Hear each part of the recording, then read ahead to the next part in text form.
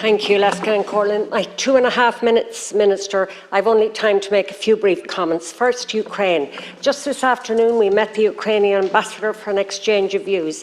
We discussed the continued state-sponsored abduction of Ukrainian children by Russia from occupied areas of Ukraine. This is a war crime of the most heinous kind, designed to strike terror into their hearts of Ukrainian parents. And I just want to ask, is there any way forward on this matter? We also discussed the weaponisation of food by Russia, with 17 plus ships waiting for safe passage from the Black Sea. I just want to know, Minister, if any progress has been made on that matter. Another issue discussed at the Council meeting was around competitiveness and trade.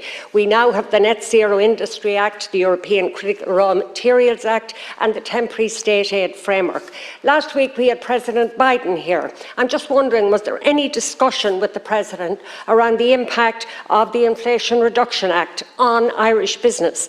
And how, I want to ask you, Minister, how is the Irish Government going to use the EU response to make sure the acts I mentioned there, that Irish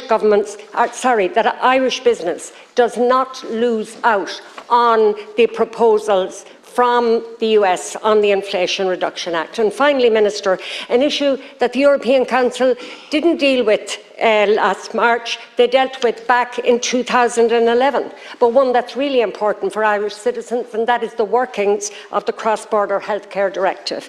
I worked on that directive as a member of the European Parliament, and my specific focus was ensuring that all citizens could really avail of this important EU benefit. And it's especially important in Ireland, where we have such long waiting lists. And in this context, I'd like to recognise my colleagues, Michael and Danny Healy-Rae, Michael Collins and others, who actually took practical steps to help ordinary people to benefit from this initiative. Yet the Ombudsman's report published today said that the operation of this really worthwhile scheme there was an unreasonable and inflexible approach by the HSE in administering the scheme.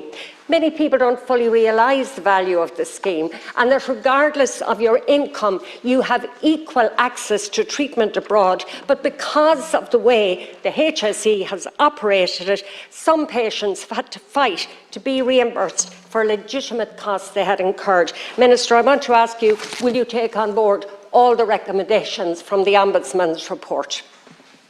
Thank you, Deputy.